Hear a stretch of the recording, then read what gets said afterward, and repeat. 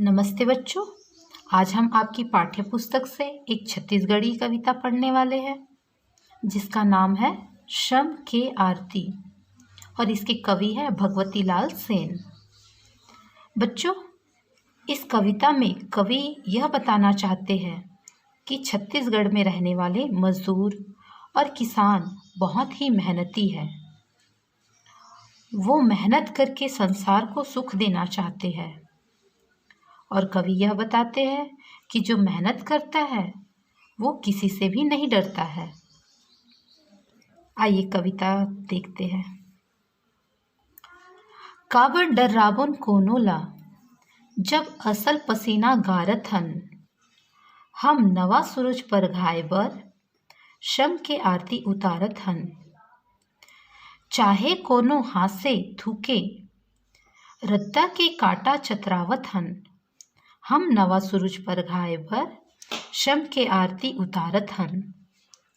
कल अउ कारखाना जतका मिल म पोंगा बाजत हावय, रोज कहत हे हाँक पार के जांगर वाला जागत हावय। बच्चों, इन पंक्तियों में देखिए, काबर काबर का मतलब होता है क्यों। काबर को हिंदी में कहेंगे क्यों। काबर डर्राबोन कोनोला, डर्राबोन मतलब डरना, कोनोला मतलब किसी को। असल पसीना गारत हन, पसीना जैसे आप जानते हैं मेहनत करने के बाद पसीना आता है।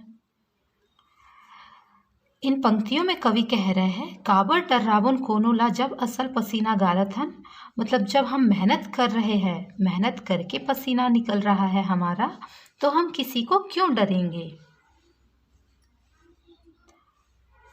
हम नवा सूरज पर घाय बर शम के आरती उतारत हन। नवा सूरज मतलब नया सूरज, तो नया सूरज का मतलब यहाँ क्या है। जैसे गरीबी को दूर करके हम अमीर बन सकते हैं या हम आलस को छोड़कर मेहनती बन सकते हैं। तो इन पंक्तियों में कवि ये कह रहे हैं कि अच्छे दिन लाने के लिए या अपनी गरीबी को दूर करने के लिए हम मेहनत करके अपने दिन बदल रहे हैं।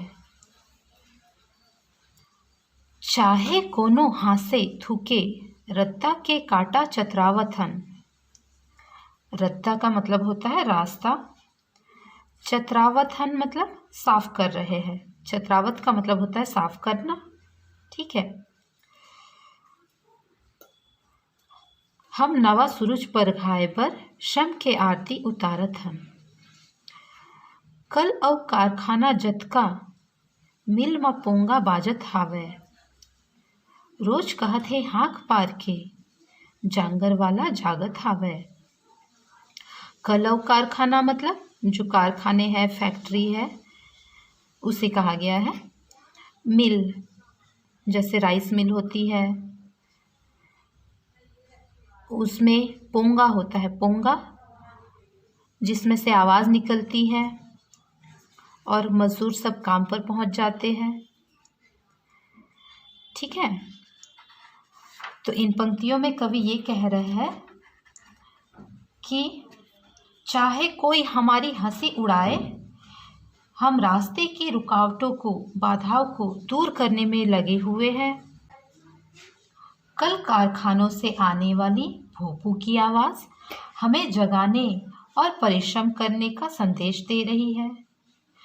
कल कारखानों से आने वाली भोंपू की आवाज़ हमें जागने और परिश्रम करने का संदेश दे रही है। हम कठिन परिश्रम इसलिए कर रहे हैं ताकि संसार को सुख मिले। आपने देखा होगा जो मेहनती होते हैं वो थोड़ी सी आवाज़ से ही उठ जाते हैं और अपने काम पे लग जाते हैं।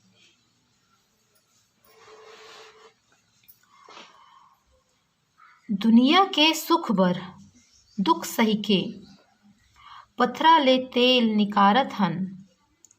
दुनिया के सुख बर दुख सही के पथरा ले तेल निकारत हन। हम नवा सूरज पर घाय बर शम के आरती उतारत हन। सोना कस तन बूता के धुन मा माटी कस करिया जाथे। नांगर जब गड़थे भुइयां के कोरा हासत हरिया जाथे। नांगर जब गड़थे भुइयां के कोरा हासत हरिया जाथे। सुस्ता के अमृत कुंड आज हम गजब जतन ले झारत हन। हम नवा सूरज परघाए बर शम के आरती उतारत हन।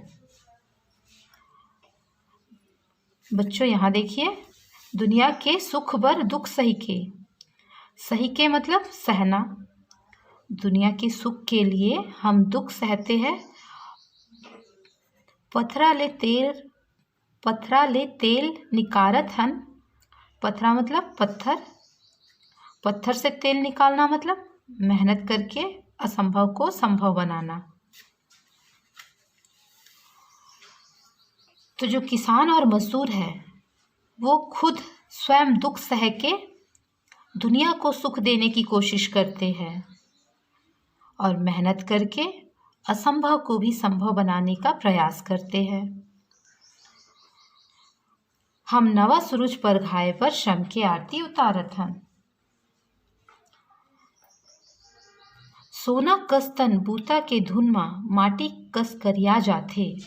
इन पंक्तियों में कवि कह रहे हैं कि खेतों में निरंतर कार्य करने के कारण हमारा सुंदर शरीर काला पड़ गया है, किंतु हमें इसकी चिंता नहीं है। हमारी मेहनत का ही नतीजा है कि धरती पर हरियाली है और भरपूर अन्न का उत्पादन हो रहा है। नांगर को हिंदी में हल कहा जाता है। हल जब जमीन पर गड़ता है तो उसमें से भुइयां के कोरा हासत हरिया जाथे का मतलब है भुइयां मतलब जमीन, कोरा का मतलब हुआ गोद। हासत हरिया जाथे, हरिया जाना मतलब हरियाली छा जाना। जब हल जमीन पर गड़ता है और उसमें फसल अच्छी होती है तो जमीन हरियाली से भर उठती है।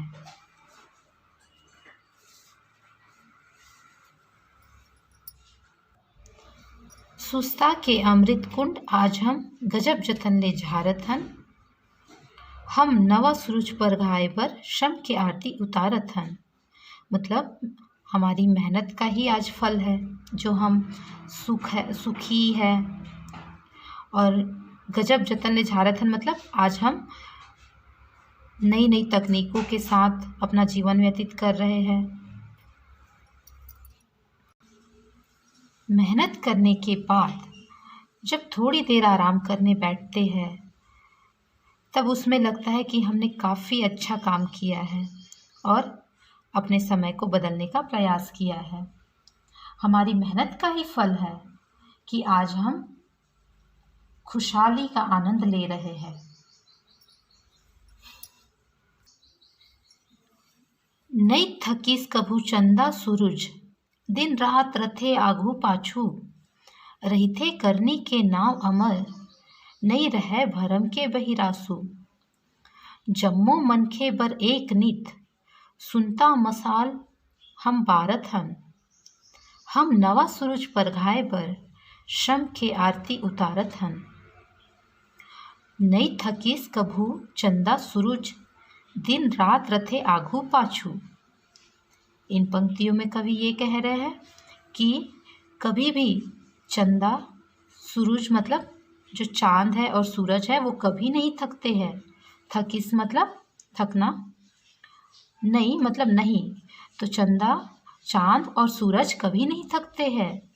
वे हमेशा आगे पीछे लगे रहते हैं अपने अपने काम पर। आगे पीछे का मतलब आप जानते ही है, जब चांद होता है तो सूरज नहीं दिखाई देता है और जब सूरज होता है तो चांद नहीं दिखाई देता है।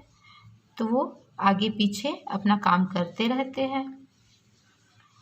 रहिथे करनी के नाव अमर, नहीं रहे भरम के बहिरासु।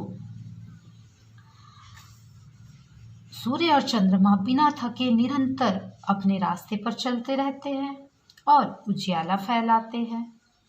सचमुच संसार में अच्छे कार्य करने वालों का ही नाम अमर होता है। इसमें किसी भी प्रकार का कोई भ्रम नहीं है। हम छत्तीसगढ़ वासी चाहते हैं कि सभी मनुष्य एक नीति के मार्ग पर चले, इसीलिए हम सलाह मशवरा कर एकता रूपी मशाल जला रहे हैं। बच्चों, इस कविता का आपको महत्व समझ आया होगा।